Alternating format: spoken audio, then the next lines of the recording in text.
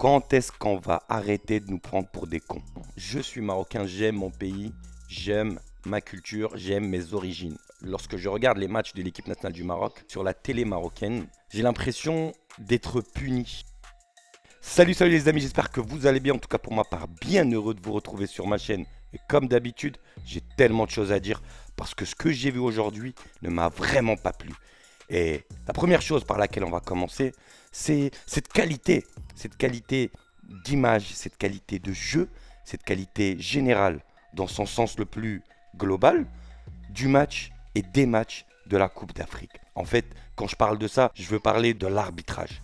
Aujourd'hui, on a vu une catastrophe et on a la preuve, encore une fois, dans ces matchs africains, que la FIFA ne respecte absolument pas les Africains. Et c'est pour ça que je dis, il faut absolument faire quelque chose. Si on ne bouge pas, eh bien les choses vont rester telles quelles. Et on aspire à ce que notre qualité de vie, de sport, de nos hobbies, eh bien on aspire à ce que tout ceci s'améliore une fois pour toutes. Et quand je parle de ça, je parle par exemple aujourd'hui la VAR, une VAR manquante. Quand bien même la VAR est sujet de discorde ici en Europe, eh bien parfois c'est nécessaire. C'est nécessaire de s'aligner sur les normes qu'on voit. Nous, en tant que personne, en tant qu'amoureux du football, on a besoin que les choses soient claires et limpides lorsqu'on regarde un match de foot. Tiens, par exemple, cette action, il n'y a absolument pas hors-jeu. Les gars, je vous parle d'une action capitale qui peut qualifier un pays pour la Coupe du Monde. Expliquez-moi pourquoi il n'y a pas de VAR dans les phases de qualification de Coupe du Monde. Je trouve ça incroyable que personne n'en parle. Donc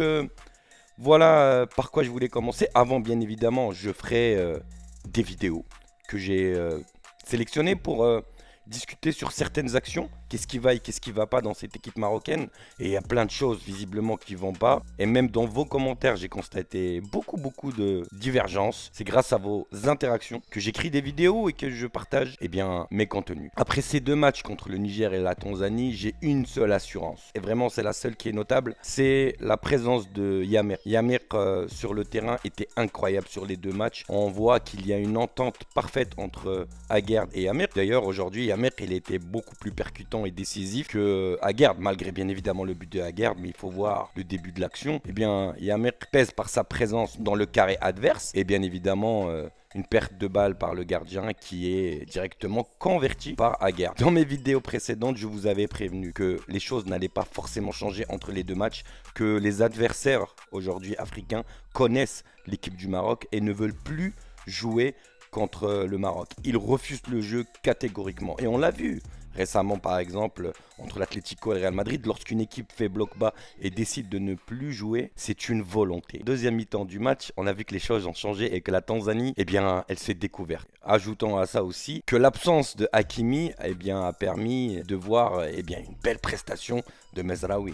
Je l'ai trouvé percutant, beaucoup trop sur l'homme, toujours physique, toujours agressif, avec cette virilité qu'il a, propre à lui. On voit bien que Mezraoui, dans toute sa splendeur, avec ses capacités athlétiques, techniques, regardez-moi ses actions, je trouve ça élégant, beaucoup plus percutant que sur l'aile gauche. C'est dommage qu'on ait deux latéraux de ce poids, c'est des latéraux en or, il y en a un qui est mal exploité. Forcément, il va falloir revoir les fiches et voir ce qu'on peut faire parce que Mezraoui, il peut apporter tellement mieux à droite. Et regardez sur son pressing, c'est lui qui est à la source de cette récupération de balles qui derrière déclenche une attaque pour l'équipe marocaine. L'équipe marocaine en termes général est rassurante derrière. On a vu qu'elle subit trop peu d'actions contre ses adversaires et c'est un très bon point. Mais attendez, là je dis les belles choses, mais vous allez voir, il y a des choses très regrettables et moi personnellement c'est plus des inconvénients qu'il faut vite régler parce que là c'est une catastrophe.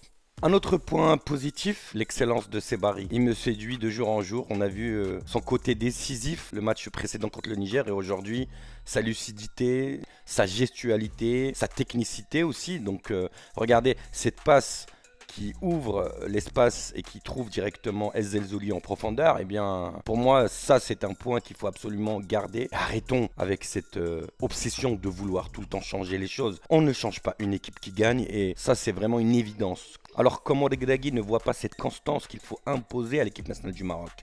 Et pour moi, c'est une question sur laquelle il faut absolument travailler parce que là ça devient urgent.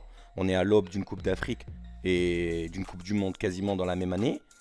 faut vite travailler. Et là, je vais dire une chose, mes amis les Marocains. Je suis Marocain, j'aime mon pays, j'aime ma culture, j'aime mes origines. Et j'ai envie vraiment de discuter sur ce point-là parce que c'est une urgence capitale. Lorsque je regarde les matchs de l'équipe nationale du Maroc, de par la qualité qui m'est proposée sur la télé marocaine, j'ai l'impression d'être puni tant sur la qualité de l'image et sur la qualité des commentateurs. J'ai envie que ces choses-là soient vite dégagées. Je ne supporte plus le son des commentateurs, comment ils commentent, leur manière de commenter. J'ai l'impression que ce match, il a été joué en 1997 et que ces commentateurs-là ne se sont toujours pas modernisés. Les gars, nous allons faire une Coupe du Monde dans 4 ans. Il faut vite évoluer. Il faut vite proposer de la qualité. Ça, c'est une urgence. Ce son, mais insupportable. Lorsque je regarde des matchs européens, je vois un duo. Et combien même c'est une demi-finale ou une finale de leur propre pays, je vois un apaisement. Je vois une discussion, un duo. Je vois des échanges. Là, on a un mec dans un studio comme moi en train de commenter d'une manière épouvantable. C'est cataclysmique. La manière dont nos commentateurs, mais pas que marocains d'ailleurs, arabes en termes généraux, il faut vraiment faire évoluer les esprits sur ça. Il faut que nos chaînes fassent quelque chose. Là, c'est une urgence. Les gens ne supportent plus cette façon de commenter. Lorsque je vois Omar D'Alfonseca sur Bein Sport avec son homologue sur Canal et leur duo, ça fonctionne très bien, c'est apaisant et parfois il y a même des blagounettes. Avec tous mes respects, c'est juste des matchs de foot. C'est juste des matchs de foot, donc faites-nous quelque chose. Mais moi, je regarde ces matchs-là parce que c'est mon équipe de cœur. Mais en vérité, si j'étais étranger à tout cela, jamais de la vie je regarderais. Je suis désolé, il faut faire quelque chose, les gars. Je connais des youtubeurs ici, au Maroc ou en France, capables de faire beaucoup mieux. Sincèrement. Des petits jeunes, laissez la place aux jeunes. Laissez la place à la future génération. Modernisons-nous. Si personne ne le dit, ça restera tel quel. Il est inadmissible de ne rien dire. Je connais des commentateurs sur Internet, sur YouTube, capables de faire beaucoup mieux. Avec des présentations, avec un débit contrôlé. Et non un débit continu comme ça, fatigant. Et le point final sur lequel je veux vraiment, encore une fois, un coup de gueule, c'est En-Nesyri. Regardez-moi cette tête. Regardez-moi cette tête, je respecte l'homme. Mais là, en tant que sportif, il faut faire quelque chose. Pourquoi personne n'en parle? Pourquoi personne dit quelque chose? Il a pris du poids, il n'est plus en forme. Walid Regragui, qu'est-ce que tu nous fais? Ce mec-là ne peut plus jouer en équipe nationale. Il a été bon une fois dans sa vie, c'est contre le Portugal. Maintenant, c'est terminado. J'avais dit que j'allais faire un bilan après les 2 matchs et pas entre les deux. Là, je me permets de faire cette critique parce que j'ai vu aussi des gens sur Internet commenter, etc. La titularisation de En-Nesyri. Je suis désolé. On ne peut pas se permettre d'avoir un joueur en surpoids, en méforme totale dans l'équipe nationale du Maroc. Ça va nous induire directement dans l'échec. Ça, c'est une évidence. Pour ce qui est de la qualité du jeu, médiocre. Lorsque vous avez une équipe qui défend en bloc bas, et je l'ai dit tout à l'heure, il faut privilégier les coups de pied arrêtés. Et ça, c'est une urgence. Nous, en tant que supporters, on se fait, je vais dire le mot, on se fait hacher. Donc le Maroc est quasiment qualifié comme je vous ai dit. Et ça, c'est une très bonne nouvelle. Ce qui va permettre à Walid Regragui de tester encore, de confirmer encore ses assurances et de rejeter ses doutes. Et ça, c'est très bien pour l'équipe nationale du Maroc. J'ai envie de parler du jeu africain contre le Maroc. Et dans ma précédente vidéo, qui a fait d'ailleurs beaucoup réagir, j'avais expliqué que les équipes africaines refusent le jeu dorénavant contre le Maroc. Mais alors, c'est très compliqué, parce que quand une équipe fait un bloc bas, quand vous avez une défaillance dans votre jeu en triangle, qui est aujourd'hui, bien évidemment, avec l'absence de Ounahi en première mi-temps, on a vu clairement qu'il y avait un déficit sur le jeu triangulaire que peut proposer le Maroc. Et là-dessus, lorsqu'une équipe fait bloc bas, soit vous avez de super bons techniciens sur les ailes pour pouvoir créer des brèches, ou sinon, il faut exploiter les coups de pied arrêtés. Et on a vu aujourd'hui que les 2 seuls buts qui ont été marqués par l'équipe marocaine, malgré cette domination, malgré ce jeu proposé qui pour moi était stérile, pourquoi ne pas avoir frappé beaucoup plus ? Pourquoi ne pas avoir centré beaucoup plus? Tu mets En-Nesyri, mais pourquoi tu centres pas? Et je trouve ça dommage. Nos 2 seuls buts ont été marqués sur penalty et sur corner. Donc il y a quand même des choses et des questions sur lesquelles il faut travailler. Et en Coupe d'Afrique, au Maroc, ça sera comme ça, je vous le dis. C'est pas une prédiction, c'est de la logique. Vous êtes favori, donc l'équipe va revenir en arrière. C'est un choix. Et on l'a vu qu'en deuxième mi-temps, et là vous le voyez, 4-4-2 clair, défensif, bloc bas. En deuxième mi-temps, la Tanzanie s'est exposée et elle est sortie pour aller chercher l'égalisation.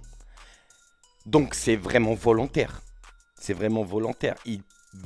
Les Africains contre le Maroc veulent subir. Là les gars, les dates FIFA sont terminées pour l'Europe et pour l'Afrique. Retour à mon club de cœur, le Real Madrid. Demain je reviens avec une vidéo qui parlera du Real et d'Arsenal. Merci pour cette vidéo et je vous dis à très bientôt. Commentez, likez et surtout abonnez, c'est pas normal. On fait des contenus de qualité, on veut un public de qualité. Salut la team.